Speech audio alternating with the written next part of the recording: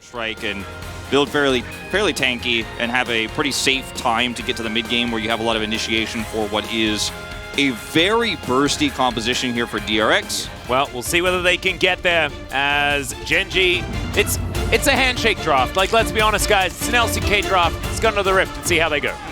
As the Jax almost by himself. It's really strong right now as Peanut's a level up here, and this is not a fight you want to try to force necessarily. Well, 3 versus 1 theoretically, though. As now Pays and Delight will show up. Pleta taking a lot of damage as the bubble's going to miss from Beryl. Still, they make it into Fog of War. It will be all right for the moment. Oh, Fate. Face checking. Oh, dear. It's a Fate check as he is going to be able to get over the wall, but he misses! Because I think the permafrost came down. Chovy's just going to flash and put a bear on him. The bear gets incredibly angry and runs after Croco as well as Croco makes it underneath the turret. Oh no, that's first blood. That goes to Chovy, and that is bad news. I was going to say bad news bears, but that feels a little on the nose. It's 2 on the nose, Atlas. Oh no. Oh. But, I mean, it's almost unprecedented, even with the nerfs to Lucian Nami for a Zeri lane to get first rate like this in the game. Well, Doran is going to be able to stun Croco as he makes his way in, but there is the cease and desist. Is he close enough to his turret is the question. The answer is absolutely yes. Can they dive? The answer might be no if Doran just decides to vacate, and he's got teleport, so he isn't even too worried. And right now, it's perfect game pace. Yeah. Okay, this is a disaster. Oh dear. Rascal is going to throw down a cask, but he's going to be stunned beforehand. There's the flash. He has absolutely nowhere to go here, guys. There's the permafrost. Doran picks it up with an empower. All too easy, and Croco just has to watch it happen from the sidelines. And I think Rascal played that about as well as he could have after he was caught. The problem was that he was that far up in the lane. Croco was pathing this direction, but wasn't here yet, so... It's sort of like the oldest stuff to think about in the book when it comes to League of Legends, but it was well executed. Doran still has flash. All right, yeah, Doran. Is he going to be the first death here? As he's going to leap strike away. There's the flash. Body slam is going to connect. And now the counter-strike comes in. Manages to stun up Croco, but Rascal, he gets out of it. And that is going to be the first kill going over to DRX. No more perfect game angle. And they should be able to get a plate here 25 seconds before they fall off. Yeah, it looks like they're going to grab 2. You notice I said Warwick and Warwick multiple times. Chovy could be in trouble. In fact, he's dead. Not a whole lot they can do. Tibbers gets angry, but I don't think that Tibbers is going to be able to 1v3. All right, I think that if they collapse down, they might be able to save Pleta. There is just nothing that DRX can do about this. Yeah, Shirley is just wailing on this turret as there's the Emperor's Divide from Fate, gets into the backline. Oh, that's a great knockoff onto Pace, finds the bubble as well. But where is the follow-up damage? Pleta puts an entire culling into a bear! And now Pace is going to pick up the kill. He does go down, though, as Croco is stunned, only for a little bit. Peanut is now able to get the double Winter's Wrath. Oh my god, the counter-strike in the backline from Doran. Welcome to the team fight, my friend. We definitely needed you. It's a double kill as he gets on top of his opposite number. And Gen.G, they could take this turret if they wanted to. But they don't. He hated Jax because it was always lose. It would never do anything. We wouldn't see any side laning. And now it's like someone took it personally. They're like, what has Valdez been saying about our Jax, man? And all these Jax are just incredible. We got a battle going on here as Pay's just sort of fighting by himself. There's the Emperor's Divide as immediately the ult comes through from the Viper. They cannot burst down Pays. He gets into the brush. Pleta is dead as well. Croco limping away as Doran. Oh dear. Yep. Beryl just fish food on the map right now as it's just a Gragas, a Vi, and a Dream. Yeah. That's bogus. As in he goes. Okay. There's a Glacial Prison. And Pays will get knocked in. It's a big knock-up as he gets the ult off, but he's still going to die. Croco's slowed down. The bear will go down. I repeat, the raid boss is dead. And they do manage to get rid of the Zeri. So that is going to put a stop to the push. Yeah, no inhibitors go down during this Baron buff, and Gen.G going to have to now back away. Croco just trying to hover both sides of this one. There's no turret on the bottom side. There it is. Yeah, there's the Flash Tibbers. And Flash Bear is often a very good way of winning the game. Into the backline goes Doran, manages to take down quite a few as Croco, not long for the world, and Gen.G should just be able to wipe the floor with him. Leap strike beautifully done as Doran goes golden. I think he may die, but no! Oh, Tibbers turns up to tank the turret! Give the POG vote's going for Tibbers, man. Yeah, no, it's for Tibbers. I had to scratch out mid and write Tibbers. Yeah, man. we need to It's write a write-in down the vote. fair. It's a write-in vote. It absolutely is. In fact, we need to, like, we can put whichever picture behind the player. We learned that yesterday when it was like an Akali being a Jax cosplay. We just need to have Tibbers as the picture behind Chovy when he gets POG for this one. As I want it to be Tibbers with Chovy behind him. Yeah. Yes. Oh man, Permafrost comes in. They do respawn as their Nexus is now exposed, and look at FaZe's health bar. It is massive. Peanut tanky in the front line, but he is going down low. Counter-Strike doesn't get too much done as Rascal with the belly bop is going to be able to do a fair bit of work.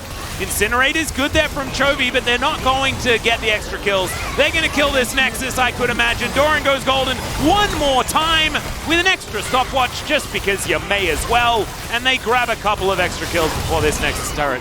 Nexus does go down. There it is, Gen G. They finished them off in the end. And wasn't close. The game was never going to look close, and it's Gen G. They played the map beautifully. Even when Chovy is picked, they're getting two turrets cross-map. Rascal has been deadly in the past. It hasn't been the case this season, but could be an avenue for the Jax to make things happen. The space already pointed out that Gragas Jax is a somewhat neutralizing matchup. Gragas, of course, is very, very comfortable into it. So see how it goes as we hop onto the Rift here for game number 2 and see whether DRX can fight back. Doesn't quite have the money for it yet as FaZe. Trying to bait. This is so interesting as, yeah, okay, we'll see whether FaZe is going to reveal himself as now Beryl is going to check the brush. Not really worth, is what I'm putting down. Flash has to be used to get out of the bubble. And FaZe is going to stick around, does manage to get all of the experience and things like that. But, yeah. It's not going to be something where he can turn it into a crazy split push early on with no other control. Yeah, and FaZe now you can see actually having a really good time. Bubble is going to go wide, he ults. Croco moving in. Oh, the wild growth interrupts! He can't get the Cyclone off, and there's the flash forward. Beryl has to flash in answer immediately. I mean, that's what we're getting excited about. No First Bloods have actually gone down, guys, as it doesn't look like we're going to be diving here too, this either. Oh, actually, there's no maybe. tidal wave here for Beryl. But there is a tidal wall. As in goes Peanut. They do find plenary flashes. The wall is going to block him at least a little bit, but not quite enough as FaZe is going down low, but he's still fighting. There's First Blood as FaZe picks it up, and Gen G are just waiting here. Peanut puts down the Rift Herald as well. Fate, he'll get here, but it's a little bit too late. Rocks are being flung at him every which way. Beryl is going to get taken down first. And yeah, now Fate might be in trouble. Yeah, Fate's not going to get anything here. He came down here to watch the turret die. He's not pushing mid, unfortunately. Plates have faded. What's happening here? I mean, what was the Gragas doing there? Lets Chovy come down to the bottom side. No, he did, okay. Oh, that was a flash. As, okay, gets flung back. That somehow was a flash that worked, guys. I'm not entirely sure. Peanut, he's still going to die. As now a teleport comes in. Chovy going to go golden. Oh, the bubble going to be mitigated by that one as well. Rocks go down one more time as FaZe turns up. Just going to start shooting people. We just have to... Okay, Rascal. All right, he's in it. There's the tidal wave. Going to get the knock-up. Another bubble is going to be really good there as FaZe is standing his ground. Why isn't he dead yet? Okay, finally he falls down as Chovy gets back over and Rascal able to get a kill on the board. And could be a 50-50. We'll see whether the fight can actually be won. There's the Weaver's Wall as Chovy's going to block them off as best he can. Puts down the rocks, is now into the back of the pit. Oh, the value of the cask is just beautiful. FaZe gets over the wall as well as Rascal has to flash away immediately. Peanut, he goes over the wall. They've given up on this Drake. They want to win the fight, and there it is. Peanut can now get back into this pit, but he doesn't have to because Croco is just going to come into his waiting arms. Another Vault Breaker is very nice, but he does have Warrior Trickster. And Gen G going to chase them away. They'll collect themselves Soul Point and retain complete control of the game. From Doran is in the pit. Oh, Beryl. Oh, no. He's going to flash this time around as FaZe's going to look for him. Stendo Beam not necessary as, yeah, Croco's going to take the remainder of the damage. And looks like Gen G are going to give up on trying to take down this turret as Pletter. Can he get the kill onto Peanut is the question as FaZe. He's going to stand in front of his jungler. They're just not doing any damage to the Zeri. Delight not going to be so lucky. He'll be popped. And FaZe's going to skate his way out of this. Fate going to be avoided as well as, oh, the death ray! Peanut able to Vault Breaker his way out. Not to be the case as Delight possibly caught out of position here. Has to wild growth himself, eventually does flash. as Gravity Field is going to stun up Peanut, and Weaver's Wall should now block off this Monkey. Goes for a long journey over the wall there and actually throws up a happy Poro after having the little ride there at the theme park. Rascal cool. On the flank, but no flash. Oh dear, that's a dead barrel. Chovy finds him with a seismic shove. Rascal does come in, like you say, though. Can he actually affect this battle? Is the real question, as Pays just happy to free hit anyone that he can find. Seismic shove once again. Jack's going to be pulled back into the waiting arms of his team. They need this. DRX have to fight for this barrel. Okay, he's just going to get thrown into the waiting arms of Gen G. Pace has to flash, though, as Croco. He does go into stealth. There's now Peanut. It's his turn to start off the engage. Oh, he does a drive-by and kills Croco on his way through to collecting Pleta. And he's like, nope, that's dead. That's done. Oh, we don't even get to see the fun part because here's the Weaver's Wall right into the enemy base as, yep, Seismic Shove didn't even have a chance to go off as the tidal wave sadly flows by Gen G as they break down the front door of DRX. Possible Exodia in 4 minutes time, but this game is not going to last that long, guys. Pays just happily running around. There's another beautiful cast, double kill immediately as the Talia just pops him on the rocks. And yeah, Pleta is now on his fountain. I don't know whether he's going to be safe there as Croco just evaporates. It's a double kill as Pays. Yeah, maybe you don't want to be fighting the fountain. That's probably the one thing that DRX has that can beat you. And Pleta is just going to watch as these structures go down. Weaver's Wall going to be delivered and Pleta goes to the correct side of it. They put him back in Challengers, Atlas! Oh no! Oh, the Gragas is going to die for the first time this game on the enemy fountain. Pleta collects that kill, and there is a top of the morning to you from Peanut.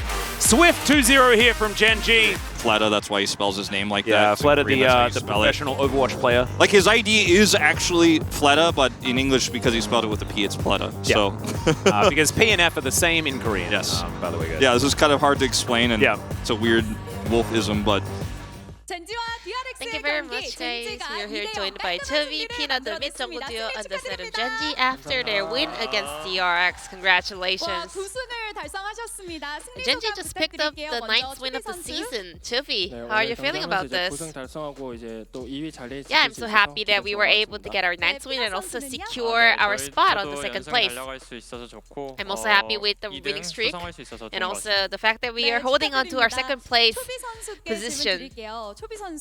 And Chovy, Gen G did get a win on support Annie, but Chovy, you played Annie mid for the first time in your career. You did mention that Annie is really good these days, and it was B1 Annie that Gen G locked in. Yeah, this is a really good rotation pick for two roles, and I mean, it still just like being super obvious whether she's going mid or support. Just Annie right now itself is really strong. And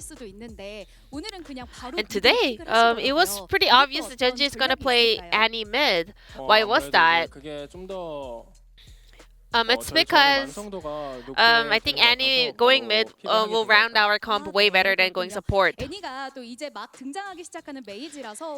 you know, made its return to the meta after a very long while, so not many people are really familiar with how this champion actually works at a mage pick on the mid lane. So is there any tip playing Annie on the mid lane? You know, how you should play team fight or how you should go with your combo and stuff like that? Well, Annie has a very simple, you know, skill set, so it's really hard to give you specific directions, but right now all the mid laners in the LCK do a great job on Annie, so you can just watch them play. And today, a lot of people are actually emphasized on how Tiber performed today. He actually deserved the POG.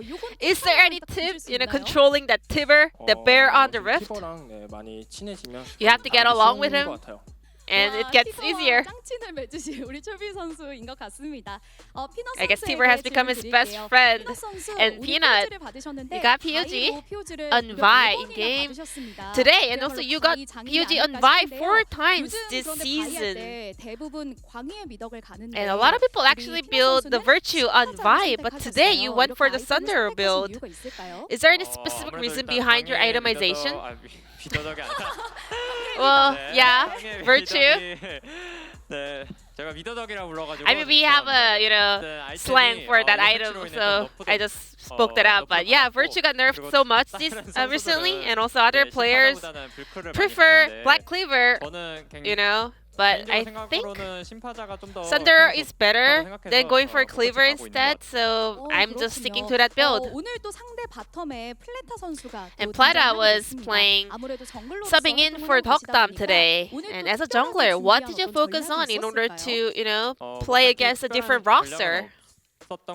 Nothing really, I know Deokdam got injured, so I just wished for his fast recovery, and that was it. That was the only thing on my mind regarding their bottom lane change-ups. I think today, you were playing around mid a lot. Was there any specific shot calls going back and forth?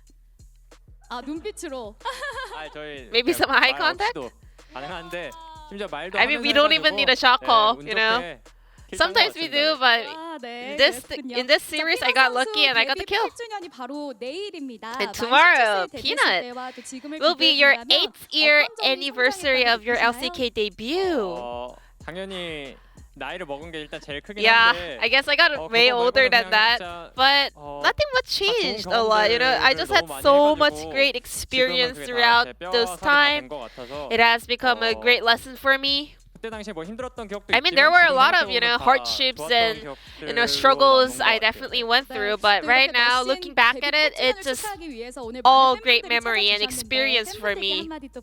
Then is there anything you want to say to the fans?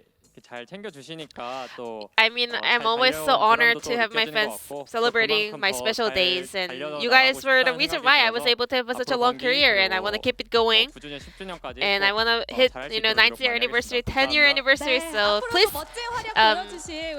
show us the continuous support. Chubby, any word of wishes for Peanut for his 8th year anniversary of debut? Well, if I have to say something, it's been a long while, I realized, and he's been always doing a great job for a very long period of time, which is not an easy stuff, I just want to say thank you for your hard work, and you're doing great. And Genji's next opponent is KT. That's the team that took you down in first round robin. What is your mindset heading to that rematch? Yeah, it was a close series, but we did lose to KT. So next time, or this time, I hope we can get a win for sure. Same. I'm hungry for the revenge, and I think we can definitely win that series. And also, Lian looks so happy these days, so I want to make him unhappy.